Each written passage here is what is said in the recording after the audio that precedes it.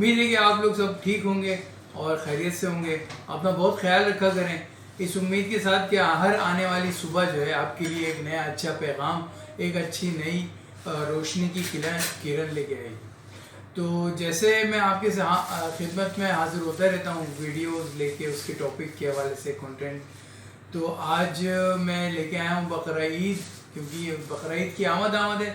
اسی حوالے سے میں جو ہے وہ چند سوالات ہیں جس کے اوپر میں ویڈیو بنا رہا ہوں.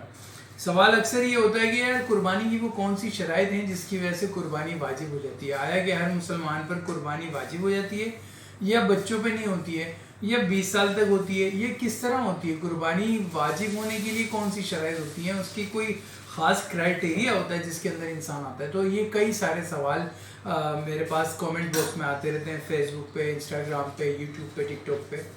تو آج میں نے سوچا کہ اس کے اوپر ویڈیو بنا دوں. تو سب سے پہلے ہم بات کریں گے کہ قربانی کے لیے جو شرائط ہیں وہ کیا ہیں. قربانی کے لیے میجر 5 شرائط ہیں. 5 شرائط کون کون سی ہیں اور اس میں کیا ہوتا ہے؟ کیا ہم قربانی اگر پہلی دفعہ کوئی کر رہا ہے تو کیا وہ سب سے پہلے نبی کریم صلی اللہ علیہ وسلم کے نام پر قربانی کرے گا, پھر اپنے والدین اگر اس کے حیات نہیں ہے تو کیا ان کے اوپر قربانی کرے گا, اور پھر اپنے اوپر کرے گا؟ ایسے بہت سارے سوالات ہیں جو آج میں اس ویڈیو میں آپ سے شیئر کرنا چاہتا ہوں. سب سے پہلی بات یہ ہے کہ نبی کریم صلی اللہ علیہ وسلم کے نام پر یا ان کے اصال ثواب کے لیے آپ قربانی کرتے ہیں تو بیسکلی وہ آپ کی ہی قربانی ہوتی ہے. آپ منسوب نبی کریم صلی اللہ علیہ وسلم کی ذات سے کر دیتے ہیں, جس کا ثواب جو ہے وہ وہاں پہ اللہ عز و جل. اصال ثواب کی دلیل بھی یہی ہے کہ نبی کریم صلی اللہ علیہ وسلم نے ایک مینڈا اپنی طرف سے اور ایک اپنی پوری امت کی طرف سے ذبح فرمایا, قربان فرمایا.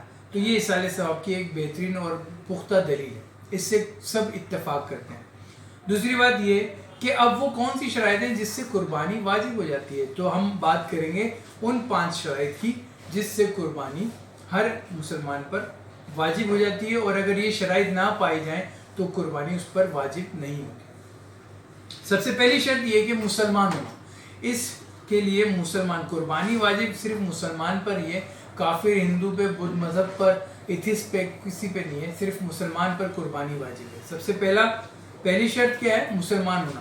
دوسری شرط عاقل ہونا, یعنی عقل مند ہونا. پاگل, مجنون, دیوانے, بے ہوش, مدہوش یا کوما میں گئے ہوئے لوگوں پہ کوئی قربانی نہیں ہے. صحیح ہے؟ پہلا کیا ہے؟ مسلمان ہونا. دوسرا یہ عاقل ہونا. تیسرا یہ بالغ ہونا, یعنی کہ بلوغت کی عمر کو کراس کر کے لوگ جوانی کے اندر جو داخل ہو جاتے ہیں یا بلوغت کو کراس کر چکے ہوتے ہیں, بالغ ہو جاتے ہیں, ان کے اوپر عاقل ہونا, بالغ ہونا, مسلمان ہونا. یہ 3 شرط ہو گئی. چوتھی شرط یہ ہے کہ مقیم ہونا. مقیم کسے کہتے ہیں؟ اب جیسے میں یہاں پہ موجود ہوں, میری رہائش بھی ہے, آبائی گھر بھی یہی پہ ہی ہے, میں مقیم ہوں یہاں کا. ہاں, جو اپنے مضافات سے 92 کلومیٹر کی دوری پر چلے جائیں اور 15 دن تک ان کا ارادہ ہو کہ وہ 15 دن میں آ جائیں گے تو وہ مسافر کہلائیں گے. تو مسافر کے اوپر قربانی نہیں. مقیم ہونا اس کے لیے لازمی ہے. مقیم ہونا اس کے لیے چوتھی شرط ہے. اس کے بعد 5ویں اور آخری صاحب نصاب ہونا. اب صاحب نصاب اپنے اندر ایک بہت بڑی تفسیر ہے. صاحب نصاب کو میں آپ کو بہت ہی شارٹ فارم میں اور بہت آسان طریقے سے سمجھا دیتا ہوں. صاحب نصاب اس شخص کو کہتے ہیں جو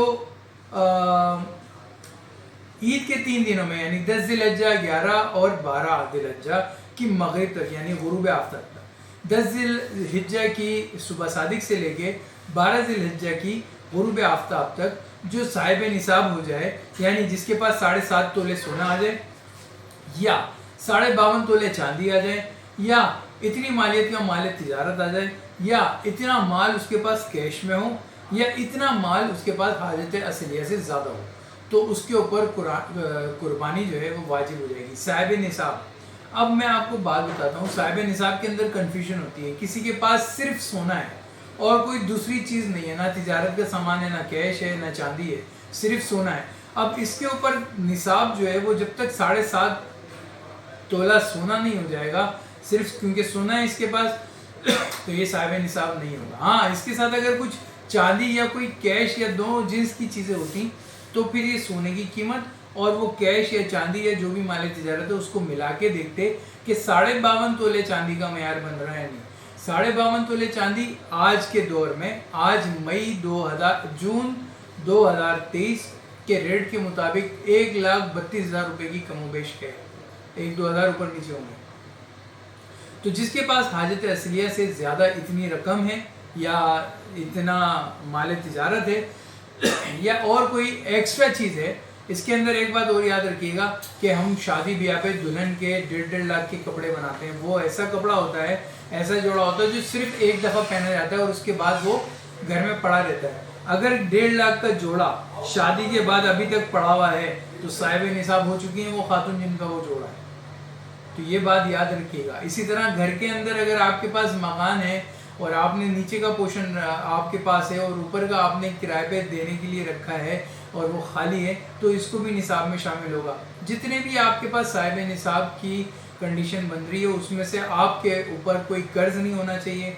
आपके जितने रूटीन के यूटिलिटी बिल्स हैं, बीसीयाँ हैं, XYZ जो अखराजात आपके रूटीन के हर महीने के हैं, वो सब निकालने के बाद की बात आपके पास कम व बेश 52.5 तोले चांदी की रकम या इसके बराबर का हाजत असलिया से इजाफी माल या कोई भी ऐसी प्रॉपर्टी होनी चाहिए, तब साहिब निसाब। उम्मीद है आप लोगों को मेरी बातें समझ आ गई होंगी। मैंने बहुत आसान अल्फाज में बहुत ही लिमिटेड और शॉर्टकट करके आपको समझाया। अगर मज़ीद आपके कुछ क्वेश्चन हो कमेंट बॉक्स में आप क्वेश्चन कीजिएगा। इंशाल्लाह एक लाइव सेशन करेंगे क्वेश्चन आंसर के ऊपर।